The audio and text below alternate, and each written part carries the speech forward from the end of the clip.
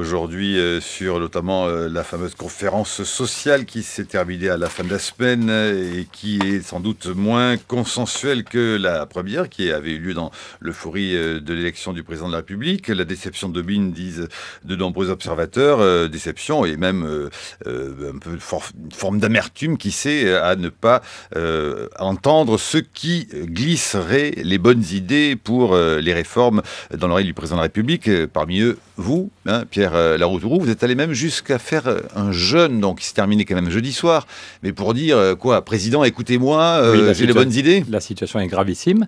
On va vers une catastrophe sociale et politique, on l'a vu hier, si on ne change pas de politique. Et la bonne nouvelle, c'est qu'il y a des solutions. Le collectif Roosevelt propose 15 solutions concrètes et on aimerait qu'elles soient mises en débat. Voilà, alors fondateur du collectif Roosevelt 2012, président de la Fondation Edgar Morin, conseiller régional d'Île-de-France et depuis novembre 2012, membre du bureau national du Parti socialiste et auteur avec Michel Rocard en janvier dernier de La gauche n'a plus le droit à l'erreur, arrêter les rustines chez Flammarion, une manière au fond de dire qu'aujourd'hui la classe politique et celle qui est aujourd'hui au pouvoir sans doute fait l'autruche face aux grands problèmes. Mais peut-être une question, pensez-vous que la classe politique aussi, on se pose beaucoup la question de savoir à quoi sert aujourd'hui le Front républicain, que la classe politique fait l'autruche notamment au lendemain de l'élection d'un député UMP à Villeneuve-sur-Lot, mais avec l'écart, le peu d'écart que l'on sait, Frédéric Bettezo le rappelait à l'instant, le peu d'écart que l'on sait entre l'UMP, Front républicain et le candidat du Front National arrivé au second tour avec un très bon score, 43%. C'est quand même dramatique de voir qu'un quasi-inconnu fait 46% simplement parce qu'il a l'étiquette Front National. Il y a encore quelques mois, on nous disait « vous inquiétez pas, le Front National va plafonner à 20 ou 25%. » Et maintenant, ici, dans le Nord, ils font 49, dans le Sud, ils font 46. Il faudrait peut-être qu'on se réveille. Le 21 avril 2002, c'était déjà un choc historique. On nous avait dit qu'il fallait revoir complètement le contenu des politiques et la façon de faire de la politique. C'était il y a 11 ans. On nous avait dit, c'est un choc, on va se remettre en cause, notre façon de faire de la politique n'intéresse plus les citoyens et nous ne sommes pas assez efficaces. 11 ans plus tard, tous les mois, on a 40 000 chômeurs en plus et 80 000 personnes qui tombent dans la pauvreté. Tous les mois en France, il y a plus de 100 000 personnes qui morflent. Ils tombent au chômage, ils tombent dans la pauvreté. Il y a 20 minutes, on parlait des paysans qui se désespèrent. Donc oui, il faut quand même, pour de vrai, se remettre en cause et dire qu'on change de politique et on change la façon de... Parce qu'on ne fera pas bouger le pays si c'est juste 3 énarques qui dirigent. Si l'on regarde attentivement les résultats d'hier soir à Villeneuve-sur-Lot, certes, on peut prendre en compte cette progression, ce bon résultat, même s'il est perdant du Front National. On peut aussi regarder les votes blancs, par exemple, ou l'abstention. Est-ce qu'il n'y a pas autant de choses à lire et qui seraient peut-être ailleurs, au fond, tout aussi, plus optimistes à regarder l'abstention et les votes blancs que le vote même du Front National? Est-ce qu'il n'y a pas quelque part derrière une critique d'un Front républicain auquel certains ne croient pas et qui permettrait au fond de dire, écoutez, puisque c'est ça, on va regarder quelle est au fond la vraie force du Front National? Rappelez-vous ceux qui n'avaient pas voulu voter en 2002, Jacques Chirac, très peu, en disant... Oui, mais franchement... C'est pas une raison pour... Vous avez raison. Alors, je dis pas que mais ça veut dire qu'il y a encore des gens qui vont se déplacer, mais qui ne veulent pas voter pour le Front National tout en disant leur colère et leur ras-le-bol. Mais là, la gauche a tous les leviers pour réussir. Il n'est pas trop tard pour se remettre en cause. On a vu des pays, en 1933, en Suède, les sociodémocrates ont tous les pouvoirs. Et au bout de 6 mois, ils disent la vérité. Ils disent, voilà, notre programme n'était pas le bon, on n'avait pas toutes les infos, on était dans l'opposition, ça ne marche pas, on va prendre 1 mois pour réfléchir vraiment, et d'un mois, on vous dit où on va. Ils ont travaillé pendant 1 mois, ils ont tout mis sur la table, et 1 mois plus tard, ils ont dit, voilà, on y va. Et du coup, ça a marché, ils sont restés 30 ans au pouvoir. De même, Pierre Mauroy, tout le monde a dit il y a quelques jours que Pierre Mauroy était un homme adorable, et qu'il avait eu le courage de dire à un moment, Mitterrand et Mauroy avaient dit, ça ne marche pas, notre programme ne marche pas. Et il avait changé. Aujourd'hui, 30 ans plus tard, la légende, 30 ans plus tard, le problème est différent. Puisqu'en 83, les salaires étaient beaucoup trop élevés. Au contraire, maintenant, dans tous les pays occidentaux, les salaires sont trop faibles. Donc le monde a changé. Mais la gauche doit avoir un discours de vérité. La croissance ne reviendra pas. Premièrement, dire que la croissance va revenir et va régler les problèmes, non, c'est faux. La croissance ne reviendra pas. Et vu ce qui se passe en Chine, au Japon ou aux États-Unis, le plus probable, c'est qu'on va vers une deuxième crise plus grave que la première.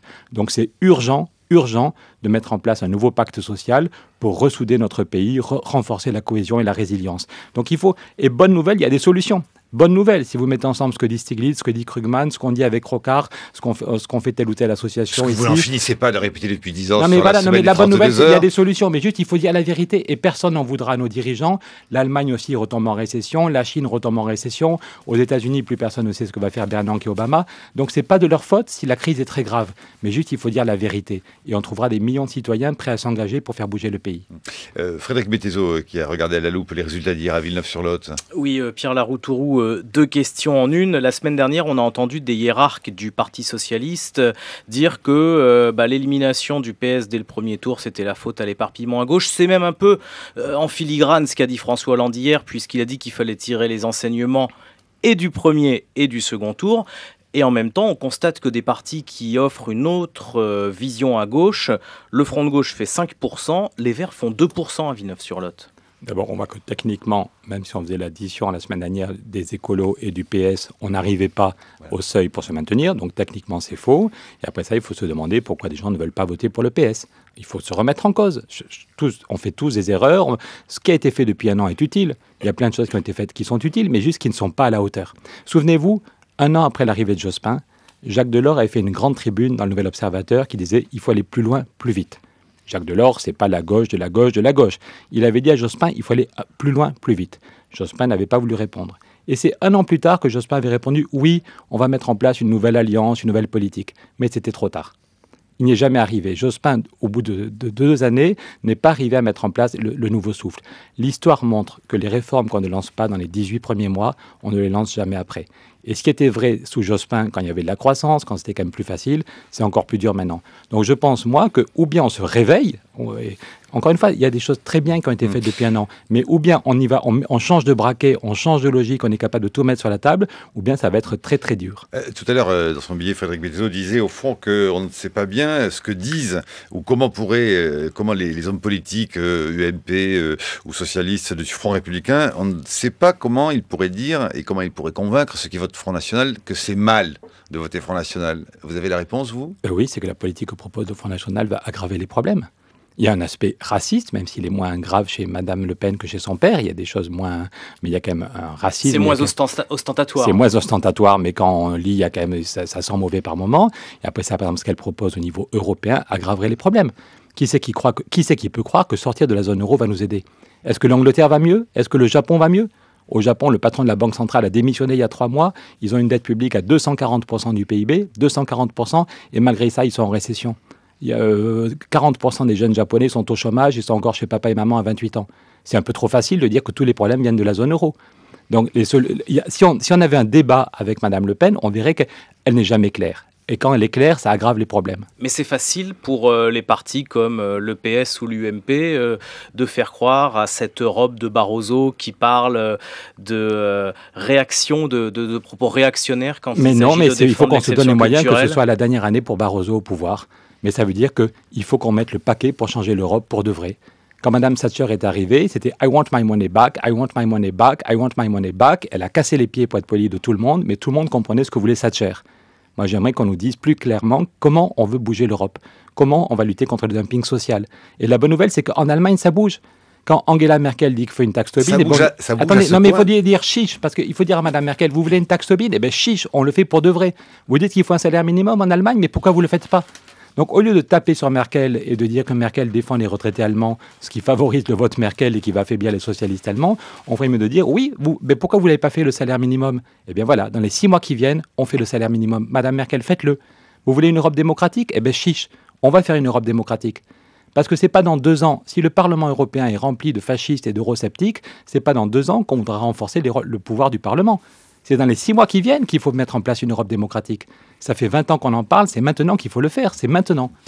Madame Merkel, comme vous dites, qui fait la une des Échos de ce matin et qui notamment, en vue des élections à l'automne prochain en Allemagne, se lance dans un, je cite les Échos, dans un vaste plan de relance sociale, en empruntant pas mal de certaines des mesures sociales à son rival de la CSU, et ça risque de marcher, c'est-à-dire qu'on en parle, de SPD, pardon, on en parle comme de quelque chose qui est assez révolutionnaire dans l'attitude politique de Madame Merkel, et que peut-être les Français pourraient on est à front s'en inspirer. renversé, à front renversé, c'est Schröder qui a précarisé une bonne partie de l'économie allemande, et maintenant c'est Merkel qui dit qu'il faut mettre en place un salaire minimum. Alors, Donc il faudrait lui dire, écoutez, faites-le, vous êtes aux manettes. Et je pense que pour répondre, les citoyens qui votent pour le Front National se trompent, puisque le Front National ne peut qu'aggraver les problèmes. Mais par contre, encore une fois, je répète, il y a 100 000 personnes tous les mois qui tombent au chômage ou dans la pauvreté. Il y a des millions de retraités qui s'inquiètent pour eux et pour leurs enfants. Toutes les semaines, il y a des paysans qui se flinguent. Mais franchement, on n'en parle pas, mais toutes les semaines, il y a un paysan qui se pend parce qu'il n'arrive plus à vivre de son travail. Donc il faudrait peut-être qu'on apporte des réponses efficaces. Et il y a une époque où l'Europe était une réponse efficace. Il y a une époque où, par exemple, pour les paysans, grâce à l'Europe, grâce au quota laitier, on pouvait vivre de son travail, le prix du lait était correct et les gens n'avaient pas besoin d'une prime de Bruxelles. Donc pendant 20 ans, l'Europe était une réponse. Et simplement, depuis 20 ans, c'est les libéraux qui ont pris les manettes et on va à la catastrophe. Donc il faut changer radicalement ce système. Pour changer ce système, vous avez une source d'inspiration importante. C'est celle de M. Roosevelt. Figurez-vous que M. Roosevelt, Franklin Roosevelt, le grand président Roosevelt, a un petit-fils qui vit dans le sud de la France que vous connaissez. Il fait partie de notre collectif. Il est un des fondateurs avec Stéphane Hessel du collectif. Tanguy Bloom lui a justement demandé, au fond, quelle était l'importance de son grand-père, Curtis Roosevelt. Franklin Roosevelt, and Eleanor Roosevelt too, for that matter. Franklin Roosevelt et Eleanor Roosevelt, d'ailleurs, sont deux des personnages dont on parle le plus dans l'histoire américaine. Aucun président américain n'a eu autant les faveurs des biographes que Roosevelt. Ce qui est extraordinaire, c'est que la plupart de ces textes sont de relecture, dont certaines sont contestables. Mon grand-père aimait la politique parce qu'il aimait les problèmes. Et il pensait aussi bien à grande échelle qu'à petite échelle.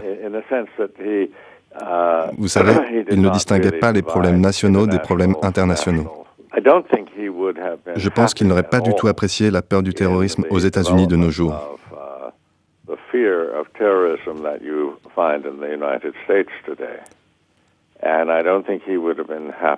Je pense qu'il n'aurait pas été heureux. Il aurait trouvé très stupides ces politiques qui sont aveuglément anti-musulmanes.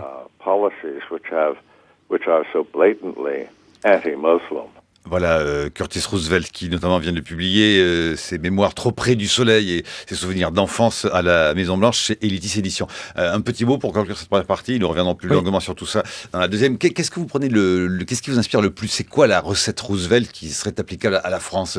Trois choses, parce que le monde a beaucoup changé, mais quand Roosevelt arrive au pouvoir, il est libre par rapport au lobby financier. En 2 mois, il fait passer la loi pour séparer les banques de dépôt et les banques d'affaires. Les banquiers d'affaires sont furax, mais il le fait et ça a tenu pendant 70 ans. Et aujourd'hui, quand on sait qu'il y a un tsunami qui se prépare sur les marchés financiers, on devrait le faire. La loi sur les banques, elle revient dans 1 mois à l'Assemblée. Il faut absolument séparer les banques de dépôt et les banques d'affaires, sinon on va avoir un choc sur l'économie réelle terrible. Deuxièmement, il parle à l'intelligence des gens. Il est à la Maison-Blanche depuis 1 heure et il commence « Mes amis, je vais vous expliquer comment marchent les banques. Et voilà la réforme que cette semaine, je vais demander au Congrès d'approuver.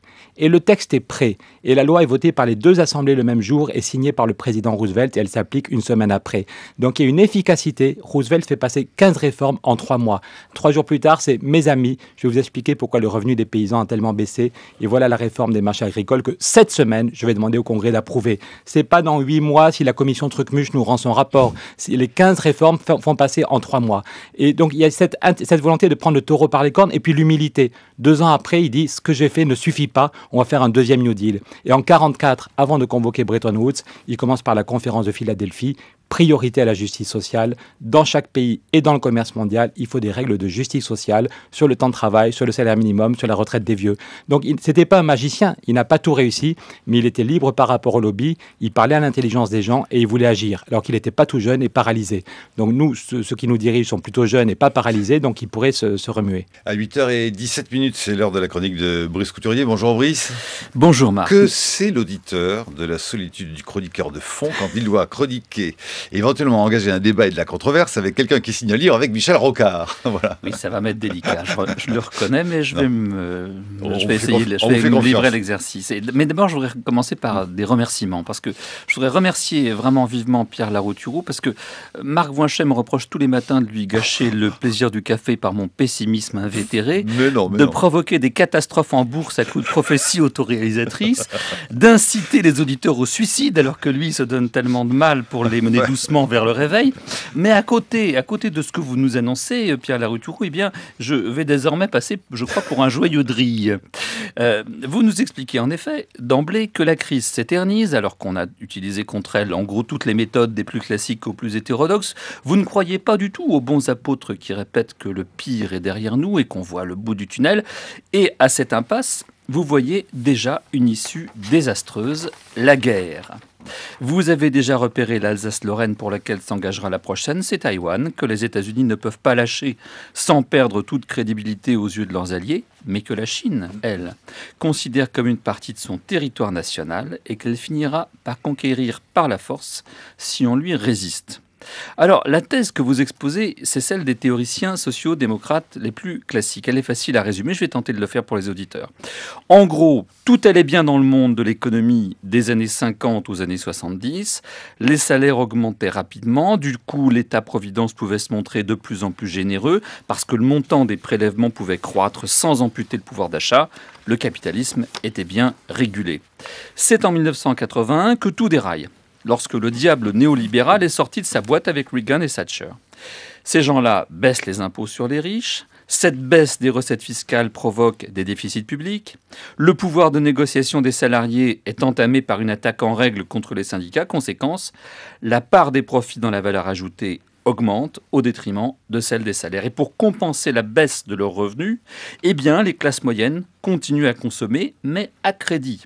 Le déficit des ménages s'ajoute à celui des États et nous entraîne dans la plus grave crise financière depuis celle de 29. La machine à consommer s'enrayant, la croissance faiblit, ce qui provoque la montée du chômage. La pression de l'armée de réserve des chômeurs fausse le rapport entre employés et employeurs. Ces derniers, les employeurs, peuvent écraser les salaires puisque des millions de chômeurs attendent de prendre la place des partants. C'est le cercle vicieux. Alors, quelle différence entre cette thèse, qui est celle de la social-démocratie, et celle de la gauche radicale qu'on entend davantage? À mon avis, elle est très profonde. Pour vous, les sociodémocrates, la solution ne passe pas par encore plus de dépenses publiques et de dettes. Et vous illustrez ce refus par le mauvais exemple donné par le Japon, où 20 années de dépenses publiques ont généré une dette extravagante, plus de 200%, sans permettre le retour de la croissance. Mais elle ne passe pas non plus par l'austérité infligée à la Grande-Bretagne en ce moment, mais aussi à l'Espagne et à la Grèce. Vous mettez en garde contre la tentation du repli sur soi, sur la tentation du protectionnisme. Vous appelez au contraire un sursaut de coopération internationale, taxation des émissions de gaz à effet de serre, impôt européen sur les dividendes, taxe Tobin sur les transactions financières, nouveau sommet de Philadelphie pour imposer aux pays émergents qui nous concurrencent le respect de nos propres normes sociales et environnementales, et puis bien sûr, réduire encore le temps de travail, car vous tenez à votre idée et qu'il y a des hérissons et des renards, et vous êtes le hérisson, c'est-à-dire celui qui a une seule idée, mais qui tient énormément. Vous ne serez pas venu pour rien au matin. Alors que le renard, comme disait Berlin, c'est celui qui a plusieurs idées, y compris une pour contredire celle qui vient d'avoir la minute précédente. C'est en cela, Pierre Larouturou, que vous faites preuve d'un bel optimisme, car vos idées ne sont pas majoritaires parmi les gouvernements du monde, ni même en Europe. En outre, il existe sur la crise d'autres récits concurrents du vôtre qui mettent l'accent sur nos propres insuffisances et sur celles de l'Europe du Sud qui a profité des taux avantageux de la monnaie unique pour financer à crédit une croissance illusoire. La France, sachez-le, vous le savez bien, en Europe n'inspire pas la sympathie car elle renacle devant des réformes de structure que ses voisins, y compris du Sud, ont eux bien entamées. Quant à votre fameuse idée fixe, la réduction du temps de travail, vous aurez bien du mal à convaincre de son bien fondé nos partenaires européens. Les salariés allemands travaillent 200 heures de plus par an que leurs collègues français et leur pays souffre d'un chômage exactement moitié moindre du nôtre, 5,4% contre 10,8%. Alors le passage aux 35 heures, spécificité française, n'a en rien contribué au retour au plein emploi, on dirait plutôt au contraire. D'ailleurs, la formule n'a été adoptée nulle part. La chronique de Brice Couturier, on vient d'être surnommé les Ginger et Fred des matins, hein, Brice Couturier, je tiens à vous le préciser. À retrouver sur franceculture.fr. Alors, beaucoup de questions en débat. Pierre Larouturou, laquelle vous prenez en premier? Le temps de travail? La première, parce que l'ensemble de votre édito n'était pas comme ça, mais vous avez pendant 30 secondes commencé par ricaner sur notre pessimisme. Et ça mais c'est un droit fondamental en République de ricaner. Ça me rappelle en non, août... c'est parce qu'on ricane sur le mien en général. En août 2005, Dominique Strauss-Kahn m'a déchiqueté devant 400 personnes à La Rochelle. En août 2005, Strauss-Kahn expliquait qu'il n'y avait aucun risque de crise aux États-Unis, que je m'inquiétais pour rien. Parce qu'avec quelques amis, on montrait le niveau de la dette, déjà avec Michel Rocard et d'autres. On disait en août 2005, attention, la dette américaine est bien plus grave qu'en 29. On va vers une crise majeure et l'Europe n'est pas outillée. Et DSK m'a flingué en expliquant que j'étais pessimiste, que je ne comprenais rien à l'économie américaine. 18 mois plus tard, HSBC annonçait 10 milliards de pertes, c'était le début de la crise. Aujourd'hui, en Chine, qu'est-ce qui se passe? Les chiffres du FMI, c'est que la dette privée a augmenté de 30% du PIB en un an. Rien que la dette privée en Chine augmente de 30% du PIB. Et malgré ça, la croissance se plante. Quand on regarde la consommation d'électricité en Chine, ce n'est pas un gentil ralentissement, comme le dit le gouvernement, ils sont quasiment à zéro de croissance.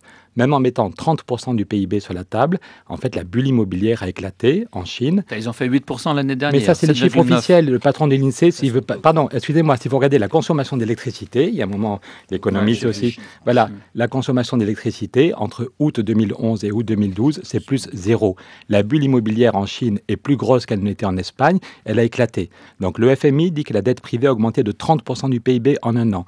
La semaine dernière, en Chine, les taux interbancaires sont montés à 25%.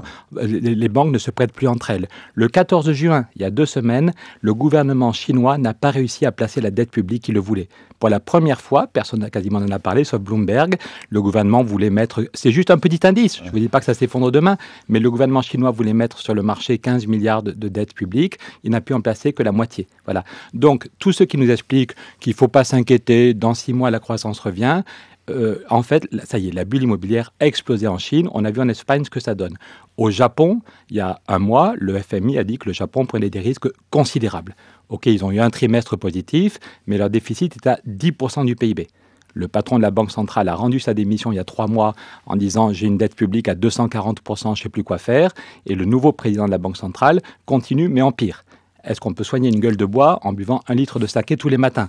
Donc effectivement, quand vous mettez 10% de déficit sur la table chaque année, vous avez un trimestre où ça redémarre, mais on voit bien que ça ne va pas durer très longtemps.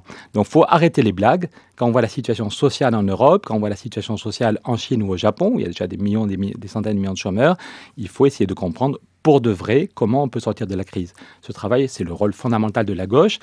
Est-ce que la gauche est là pour gérer l'effondrement du capitalisme ou est-ce que la gauche est là pour inventer un nouveau modèle, pour répondre à la crise sociale, à la crise climatique, à la crise anthropologique? Et votre nouveau modèle, est-ce qu'il n'a pas tendance à renouer avec ce qu'on a, avec ce fameux âge d'or des 30 Glorieuses qui est derrière nous? Parce que le récit social-démocrate classique qui nous dit tout marchait bien tant qu'on utilisait les recettes keynésiennes dans les années 50 jusqu'à 70, oublie de nous dire qu'au milieu des années 70, ce modèle a fait faillite aussi. Mais attendez, je crois que vous avez lu le livre. Oui, je l'ai lu. Non, mais je viens de le dire. Et donc, il y a tout un chapitre où on dit que même Paul Krugman ne croit plus à ce qu'il dit. Que Krugman a tout à fait raison quand il dit que l'austérité... il y a une nostalgie quand même d'un modèle qui est déjà derrière nous, lui aussi. Non, c'est pas du tout une nostalgie, parce que ce qui est vrai, c'est que laisser faire le marché, en gros, on renonce, on a un cerveau, mais on renonce à penser, et on se dit que les problèmes, hop, vont se régler d'eux-mêmes. Au pire, qu'il y a une bonne guerre, le jour, un bon techno m'expliquait, de toute façon, les civilisations sont mortelles. Pour me montrer sa culture, nous autres civilisations sommes mortelles. OK, mais la dernière fois, il y a eu 40 millions de morts. D'accord? Et quand la Chine annonce qu'elle va doubler son budget militaire en Espagne, quand la bulle immobilière explose, 2 ans plus tard, Zapatero dit « je ne sais plus quoi faire, je démissionne ». En Chine, la bulle immobilière explose. Ce ne sont pas des démocrates. Leur réponse, c'est « on va doubler le budget militaire d'ici 3 ans pour avoir 4 fois le budget du Japon ». Il y a 2 mois, le même jour, j'ai eu vraiment la trouille. Quand le FMI annonce que la dette privée augmente de 30% en un an, 2 heures plus tard, à la une du journal Le Monde.fr, il y avait Taïwan met en place 50 missiles tournés vers les bases militaires chinoises. Donc la dernière fois, ça n'a pas fini drôle. Déjà, en France, on voit qu'il y a une crise sociale très grave et une crise politique, voire les élections d'hier. En Europe, ça sent pas bon, mais entre la Chine et le Japon, ça peut mal finir. Donc oui, il faudrait convoquer un nouveau Bretton Woods. Oui, il faudrait tout mettre sur la table. Oui, il faudrait pour de vrai lutter contre les paradis fiscaux. Et il faudrait se demander... Encore une fois, tout le monde a dit que Mauroy et Mitterrand avaient eu du courage en 83 de dire notre programme ne marche pas, il faut qu'on réfléchisse à autre chose. Aujourd'hui, la nouveauté... Certains disent qu'ils ont eu le courage de tourner le dos, au fond, à des promesses... Mais pardon, justement, le monde a changé. Qui les a engagés vis-à-vis de la classe ouvrière. Oui, mais justement, la différence, c'est qu'en 82, en France, la part des salaires était au maximum historique et que du coup, les entreprises ne pouvaient plus investir. Aujourd'hui, 30 ans plus tard, dans tous nos pays, ce qui va au salaire est à un plus bas, à un minimum historique. Donc ça, pour la gauche, ça ne devrait pas être trop difficile à dire. La nouveauté, c'est qu'il faut inventer la justice sociale sans avoir de croissance. Alors que pendant 40 ans, on disait si la croissance va donner le progrès social. Les taux de marge des entreprises n'ont jamais été aussi bas. C'est contradictoire, est-ce que vous venez de dire ? Non, pardon, excusez-moi, c'est pas contradictoire, ça me mérite juste sur France Culture. En principe, on est là pour réfléchir. Et merci, votre émission est une de celles où on peut réfléchir. Il se trouve que la part des salaires, c'est encore pire en Allemagne ou au Japon. Voilà. Donc, dans tous les pays occidentaux, la part des salaires est un plus faible historique. Simplement, c'est pire en Allemagne ou au Japon qu'en France, ce qui fait que nos entreprises doivent encore plus comprimer. Juste un mot là-dessus. Donc, c'est pour ça qu'il y a besoin d'une harmonisation européenne. C'est pour ça que l'étude de l'INSEE qui s'appelle Partage de la valeur ajoutée, partage des profits et écart de rémunération en Europe que j'ai sous les yeux, elle n'est pas très vieille. Elle montre que cette thèse ne tient pas la route. Qu'en réalité, le partage, la part des salaires dans la valeur ajoutée des sociétés non financières, ce qui nous occupe aujourd'hui, est d'une stabilité exemplaire. On a effectivement une exception étrange qui va de 1973 et qui se finit en 1986 ou 7, où effectivement là, la part des salaires s'envole. Mais si on prend sur la longue distance, depuis la guerre jusqu'à aujourd'hui, on voit que cette part est extraordinairement stable. Elle est située autour de 67 et 68%. Non, pardon, à la radio, les courbes ne passent pas bien, mais j'ai regardé hier les courbes du PIT, et je pourrais vous les envoyer, ou tout le monde peut les voir. Je parle de la France. Oui, mais même en France, le rapport Cotis, qui avait été fait à la demande de Sarkozy, montrait que c'était stable, mais un plus faible historique, que par rapport au maximum, on a perdu 10 points du PIB. Par rapport au maximum, oui, et que par rapport à la moyenne des années 60 et 70, on a perdu 7 points du PIB, et qu'au sein des salariés, au sein de la masse salariale, les 1% les plus riches voient leur masse salariale augmenter, et par contre, monsieur et madame tout le monde, 80% de la population, voient sa part reculer. Et il y a 5 millions de chômeurs, et on va arriver à la fin de l'année à 10 millions de gens qui vivent en dessous du seuil de pauvreté en France. On va bientôt fêter, avec des guillemets, 10 millions de gens qui vivent en dessous du seuil de pauvreté. Donc on voit bien, dans mon quartier, là où j'habite, tous les soirs, je vois des gens qui attendent les poubelles du Monoprix pour trouver la nourriture. Et je connais quelqu'un qui gagne 200 000 euros. Dans le même quartier, vous avez des dizaines de personnes qui attendent des poubelles rue de la Roquette pour trouver de la nourriture. Et j'ai vu la feuille de salaire de quelqu'un qui gagne 200 000 euros par mois. Donc, du point de vue humain, c'est scandaleux. Du point de vue philosophique, spirituel, anthropologique, c'est juste scandaleux qu'il y en ait qui attendent des poubelles et l'autre qui gagne 200 000.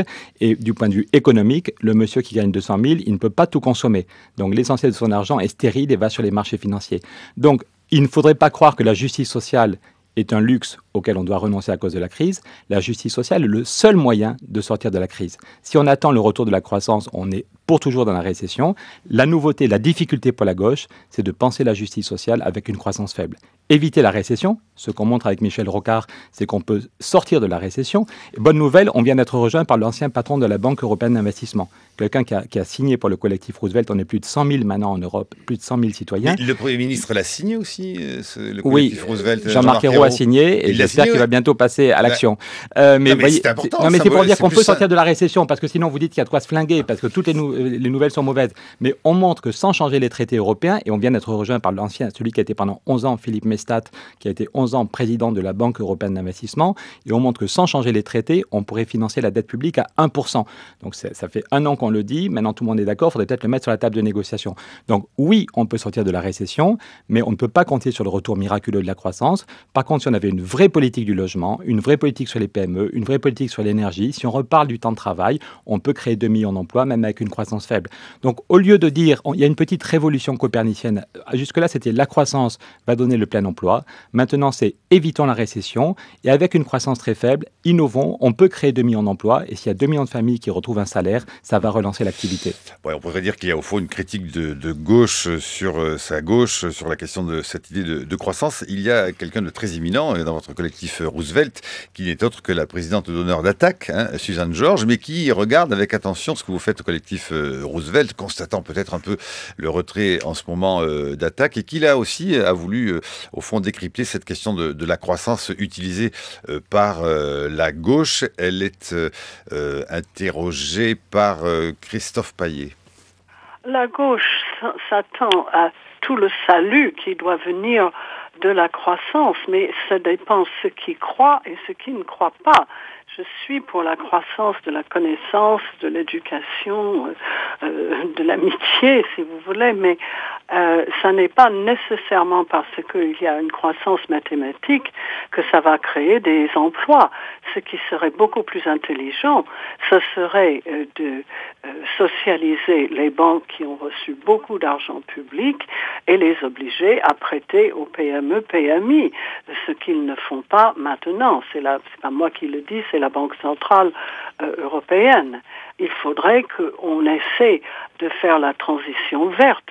Beaucoup de rapports nous montrent que c'est à travers une transition vers une société beaucoup plus écologique, qu'il s'agisse du transport, du logement ou des systèmes d'énergie. C'est là où on va trouver le vivier d'emplois nouveaux. C'est une mesure extrêmement vague, la croissance, n'est-ce pas? Voilà, donc Suzanne Georges, présidente d'honneur d'Attaque, au micro d'Antoine Beauchamp et non pas de Christophe Payet. Alors le débat, tout le monde lève le doigt, vous voyez, Pierre Larouturou veut débattre avec vous.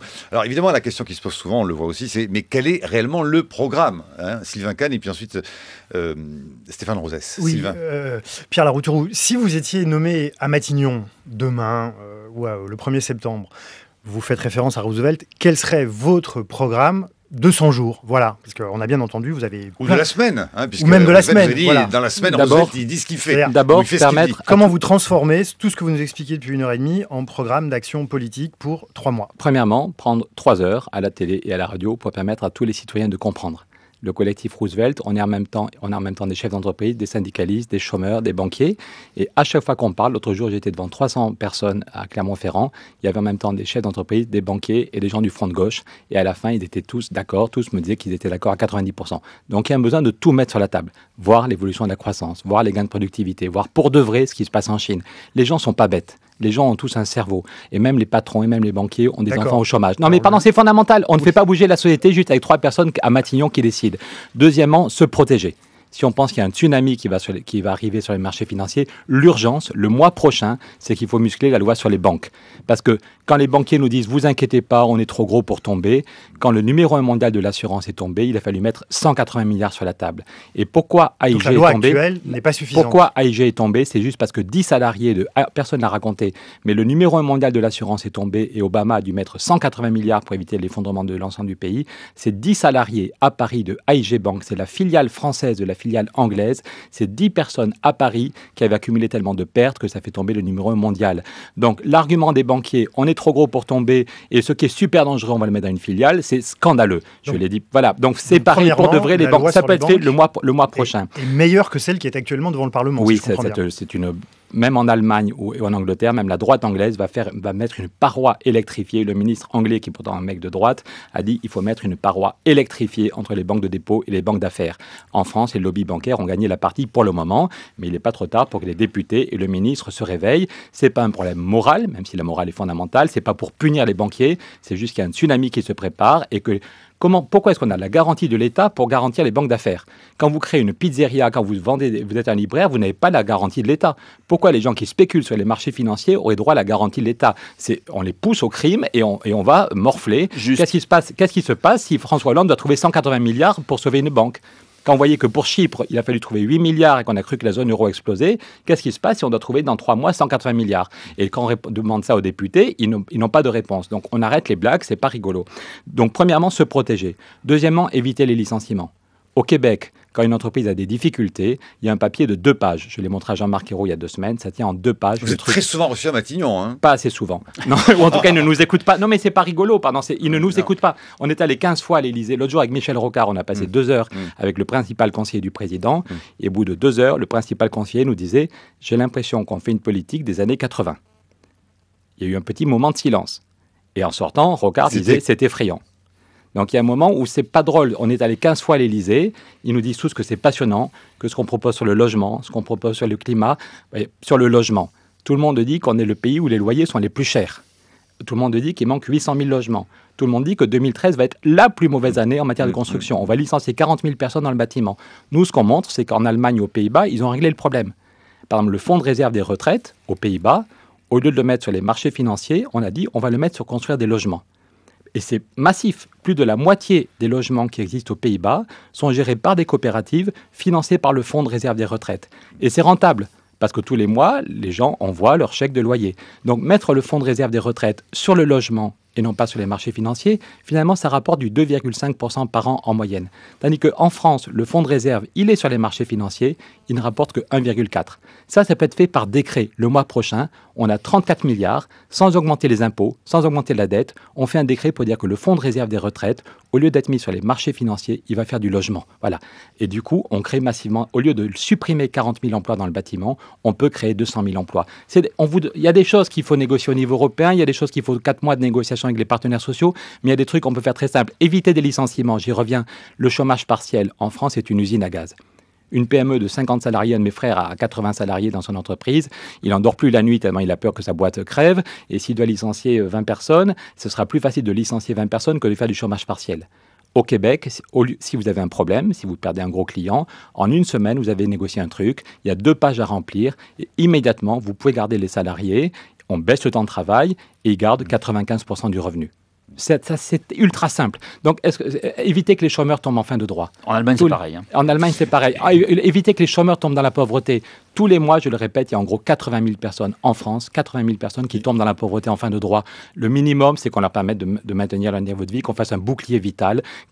Voilà, il y a des choses très très simples. Juste, c'est scandaleux qu'on ne le fasse pas. Il faut que tous, c'est pas une critique de tous, on doit se laisser bousculer. Chefs d'entreprise, salariés, politiques, syndicats, on ne peut pas accepter de se résigner à un tel niveau de crise. Stéphane Rosès. Oui, Pierre Larouturou, vous êtes une sorte d'infatigable commis voyageur, rapporteur d'idées depuis de nombreuses années. Vous arrivez avec des propositions. On entend de ce que vous dites, notamment les références à Roosevelt, qu'il y a finalement 2 sujets. Le sujet comprendre, expliquer, faire récit, on entend. Et puis l'autre sujet qui est faire bouger les lignes. Alors, première question, qu'est-ce qui fait la difficulté de nos dirigeants successifs pour faire récit? Pourquoi ne font-ils pas récit? La France est un peuple politique, les Français sont très intelligents. D'où vient cette difficulté?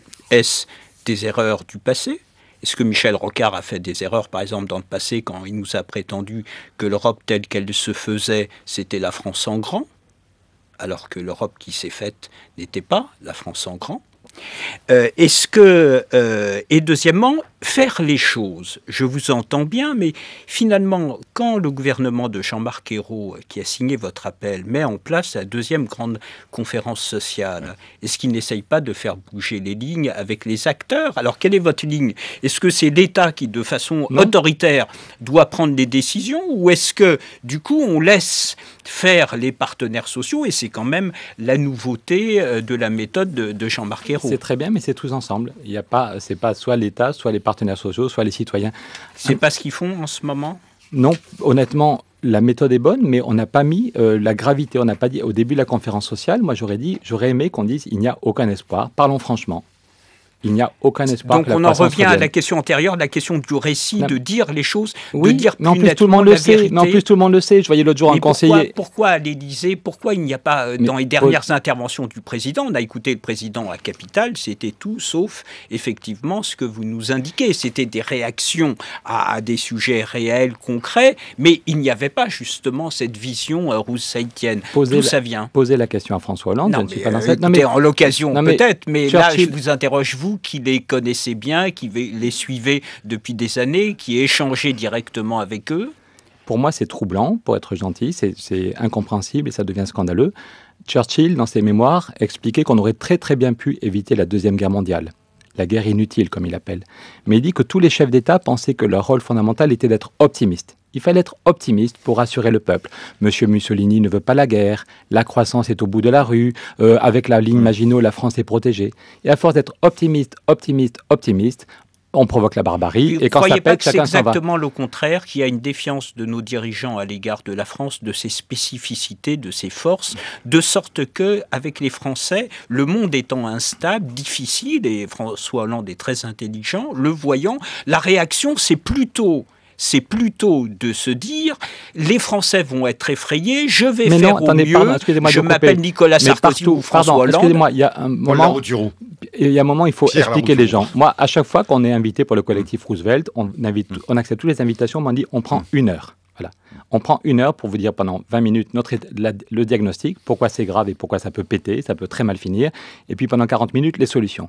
Et après ça, on a partout un débat passionnant. Et partout, c'est émouvant. Je vous dis, l'autre jour à Clermont-Ferrand, il y avait en même temps un banquier qui disait qu'il était d'accord, une patronne de PME qui disait qu'elle était d'accord, que la semaine de 4 jours, c'était pas facile, mais si on fait un groupement d'employeurs, on peut y arriver. Et à la fin, il y avait des jeunes du front de gauche qui me disaient, vous êtes le seul à nous donner de l'espoir, vous êtes les seuls à nous éviter de tomber dans la radicalité. Donc si vous parlez à l'intelligence des gens, et du coup, les gens sont prêts à se retrousser. Et il y avait un patron de PME qui me disait, vous savez, vous m'avez fait pousser les cheveux à l'envers. Jusqu'à maintenant, je faisais faire des heures sup à mes salariés. Je vais lire votre livre et je crois qu'il faut baisser le temps de travail. Les gens ne sont pas bêtes. Donc, au lieu il n'y a plus que 10% des gens, la dernière enquête, c'est qu'il n'y a plus que 10% des gens qui font confiance au gouvernement pour lutter contre le chômage. Est-ce qu'on attend d'avoir un score négatif pour dire la vérité ? Voilà, je crois qu'on s'honorerait de dire aujourd'hui, mais la bonne nouvelle, c'est qu'il y a des solutions. Tous les gens, quand ils sortent des débats du collectif Roosevelt, disent, vous nous avez donné la pêche, on voit qu'il y a des solutions. Quels sont les points de blocage au sein de l'État qui fait que ce que vous pouvez faire sur les territoires ne serait pas possible du point de vue des partenaires sociaux? Parce qu'il n'y a pas seulement l'État, il y a des partenaires sociaux. Prenons la question de la formation. Le gouvernement de Jean-Marc Ayrault veut avancer sur la question de la formation. C'est sans doute un des réservoirs de la question de l'emploi, du bon emploi. Oui. À quoi se heurte-t-il ? Il se heurte évidemment à un échafaudage des relations entre partenaires sociaux qui fait qu'il y a des intérêts intriqués liés. Comment on fait pour débloquer ça ? Les citoyens, être citoyen, disait déjà Mendes France, c'est pas voter une fois tous les 5 ans. Je crois que fondamentalement, pour faire bouger, les partenaires sociaux ont une légitimité totale, mais regardez ce qui se passe sur les questions d'environnement. J'étais samedi avec Laurence Tubiana dans un débat sur les questions d'énergie. Elle expliquait qu'au niveau national, c'est monstrueux.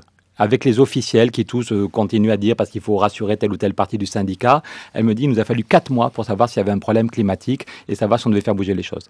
Avec les mêmes partenaires sociaux au niveau de des régions, déjà au bout d'une semaine, les gens se mettaient au boulot parce que oui, il y a un problème climatique. Et dernier point, quand on parle avec des citoyens dans chaque région, ils ont tiré au sort 100 citoyens, immédiatement les gens ont conscience qu'il y a un problème climatique et 72% des gens disent ça peut être une chance, on peut très bien sortir de la crise climatique, c'est le cas. Donc voilà les 3 niveaux. Si on discute uniquement avec ceux... Voilà.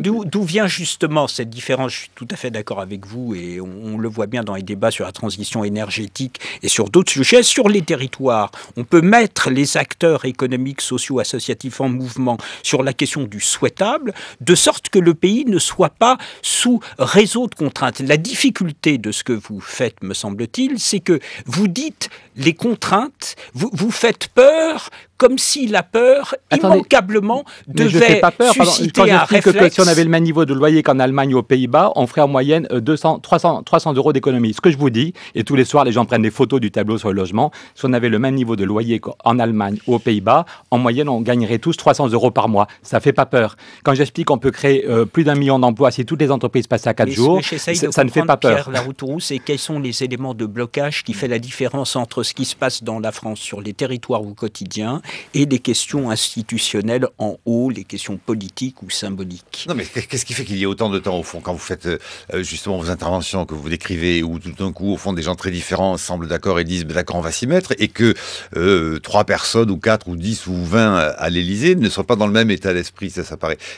C'est ça qu'est-ce qui ne passe pas dans ce que vous dites au plus sommet de l'État, et qui passe après tout quand vous le dites dans une salle publique, de réunion de Bayonne à... C'est un mystère pour moi. On a reçu Stéphane Hessel, puisque Stéphane était c'est chez Stéphane qu'on avait créé le collectif Roosevelt. Et le 16 août dernier, on avait reçu une lettre du président qui nous a dit que pendant l'été, une lettre manuscrite, qui nous a dit qu'il avait lu le petit livre orange pendant l'été, qu'il s'était plein de solutions concrètes et qu'il voulait nous recevoir très vite.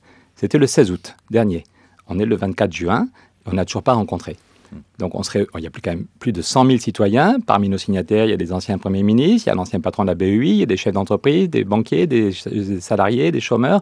On serait heureux d'être entendu par le président. Mais comment faites-vous alors quand vous rendez aux réunions de la rue de Solferino, au bureau national du Parti Socialiste, vous mettez une fausse moustache, un chapeau et des lunettes noires? Non, je me suis fait déchiqueter. Il est de toute façon reconnu. Quoi qu'il fasse, il sera reconnu. Il y a 3 semaines, vous avez peut-être vu que Mediapart en a parlé, je me suis fait déchiqueter, mais c'est pas grave. Je m'étais fait déchiqueter par Strauss-Kahn en 2005. Je m'étais fait humilier en expliquant qu'il n'y avait aucun risque de crise. C'est un mauvais moment à passer. Là, on était devant l'Assemblée nationale, on a distribué 800 documents pour montrer que la croissance ne reviendrait pas. Je me suis fait déchiqueter au bureau national, mais c'est pas grave. Je crois quand même que non, mais blague à part, j'ai des enfants. J'ai un fiston de 9 ans, un fiston de 13 ans. Et l'autre jour, j'ai dit à des députés, pendant 1h30, je les jouais techno avec les graphiques. Et je leur ai dit, vous savez, même moi qui suis bourgeois, parfois j'ai envie de donner des coups de bâton. Quand je vais embrasser mes enfants le soir, 9 ans, 13 ans, je les trouve adorables, pleins de vie. Et vous êtes en train de leur préparer une vie de merde. par votre inertie, vous êtes en train de nous préparer une société catastrophique, une société qui explose. Donc je ne vous en veux pas individuellement, mais la gauche a un rôle historique. Moyennant quoi, il y a eu un moment de silence et les 15 ont fait un courrier à Bruno Le Roux pour dire qu'il faudrait prendre 2 heures pour les écouter. Donc les mois qui viennent sont fondamentaux. Si on continue comme ça, on aura le Front National, là, hier c'était à 46, on nous avait dit qu'il ne dépasserait pas 30, ça sent mauvais.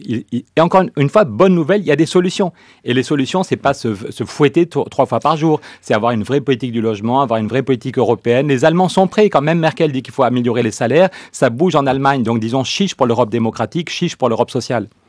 Mais Pierre Larouturou, Sylvain Kahn, je précise qu'on va arriver au bout de notre entretien. Sylvain. Pierre Larouturou, vous vous inspirez de Roosevelt, mais est-ce qu'en fait, vous ne seriez pas plutôt dans une démarche de type Solidarność ? C'est-à-dire, le gouvernement ne vous entend pas, pourquoi est-ce qu'il ne faudrait pas plutôt se mobiliser et faire les choses que vous appelez de vos voeux au niveau d'une mobilisation citoyenne, indépendamment du gouvernement ?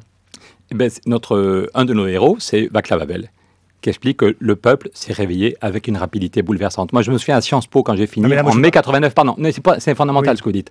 En mai 89, le plus grand spécialiste de l'Allemagne, à Sciences Po, nous a expliqué que le mur de Berlin était encore là pendant 50 ans. Je me souviens, en mai 89. Je ne donnerai pas son nom par charité. Par contre, 6 mois plus tard, Václav Havel, mais ce n'est pas des partis politiques qui ont fait tomber le mur de Berlin, c'est des citoyens. Václav Havel a des phrases magnifiques. Chacun de nous peut faire changer le monde, même s'il n'a pas la moindre importance. Ce sont des hommes sans importance qui ont fait tomber le mur de Berlin, des hommes et des femmes qui se sont levés. Václav Havel dit tous ceux qui ne mentaient pas dans leur vie quotidienne ont apporté leur contribution. Donc je parle de Solidarność parce que c'est concrètement un mouvement de 10 millions de personnes structurées. Tout à fait. Le problème, c'est que Hannah Arendt dit aussi que les gens sans importance, à un moment donné, ont renoncé. Ont renoncé à utiliser leur cerveau, leur éthique, et ont accepté l'inacceptable. Donc je pense qu'il y a une course de vitesse. Est-ce que monsieur et madame tout le monde va se dire « Allez, on peut s'en sortir, on a un cerveau, on a un humanisme qui nous pousse à la solidarité ». L'autre jour, en tractant le 1er mai, j'allais tracter, au lieu de tracter vers les bobos, on était dans 20 villes, le collectif Roosevelt, au lieu de donner le tract aux bobos qui vont me dire « Ouais, bravo, j'ai lu votre livre », j'allais vers les gens sans importance. Est-ce que, vous voyez, les gens sans importance, est-ce qu'ils vont faire tomber le mur de Berlin ? Là, le système est en train de s'effondrer. Il est urgent qu'on le reconstruise. Donc, tous ceux qui veulent venir dans le collectif Roosevelt, vous êtes les bienvenus. Allez, la dernière question, Brice Couturier. Juste un espèce de résumé de la situation. En gros, vous avez d'une part des keynésiens qui nous disent il n'y a pas assez de relance budgétaire pour avoir de la croissance, il faut faire un peu plus de déficit. Ils oublient qu'on a fait 8% sous Sarkozy et qu'on fait encore un peu plus de 4% aujourd'hui. Vous avez d'autre part des monétaristes qui nous disent il n'y a pas assez de création monétaire. Alors, ça fait 4 années de suite que la Banque fédérale, la Fed américaine, pratique des taux zéro et injecte dans l'économie, rachète 85 milliards d'obligations du Trésor américain pour faire baisser les taux tous les mois. Donc, malgré ça, même en mettant 1200 milliards sur la table, le taux d'activité baisse tous les mois. Il n'y a que 63% des Américains, 63 qui sont actifs. Je suis d'accord, absolument. La méthode keynésienne ne marche pas, la méthode monétariste ne marche pas. Vous nous dites il n'y a pas assez de demande globale et il y a trop de travail. Quatrième qu'on n'a pas cité, c'est ceux qui disent, comme moi, il faut plutôt des réformes de structure, il faut faire ce qui a très bien marché en Allemagne et qui permet aujourd'hui à la chancelière de lâcher du lest et de gagner les élections parce qu'elle voulait gagner haut la main, parce qu'elle a rétabli la situation de son pays et que maintenant elle peut refaire du social. Mais est-ce que vous ne mettez pas la charrue avant les bœufs ? Pardon, ça veut dire que vous avez lu trop vite le livre. Parce que quand on n'est pas d'accord avec vous, c'est qu'on l'a pas bien lu. Pardon. Non, c'est juste que si tout le monde avait fait comme l'Allemagne, on serait en récession depuis 2004. C'est dans le Financial Times Deutschland. Alors comment ça se fait que la chancelière aujourd'hui peut faire... Excusez-moi, les salaires médians, les chiffres officiels, c'est que le salaire médian a baissé de 7% en Allemagne depuis 10 ans. C'est les chiffres officiels du ministère du Travail à Berlin. Donc si tout le monde avait fait pareil, on peut les augmenter, cher ami, alors que nous on est obligé de les baisser sans cesse, sans dire. Si tout le monde avait fait pareil, si tous les pays d'Europe avaient baissé de 7% leur salaire, nous serions tous en récession. Et si vous voyez cette courbe, à la radio ça passe mal, on voit que c'est dans le Financial Times Deutschland, le PIB de la France a plus augmenté que le PIB de l'Allemagne. Ok, ils ont un excédent commercial, mais ils ont une précarité terrible. Mais par contre, il y a des choses très bien en Allemagne. Ils ont 2 fois moins de chômage. La politique, oui, mais ils ont plein de petits boulots. Il y a tellement de petits boulots que la durée moyenne est à 30 heures par semaine. Non, mais je vous dis, vous-même, vous la peste ou le choléra, c'est le seul choix. La peste ou le choléra, il y a des choses très bien en Allemagne, mais pas Hartz IV.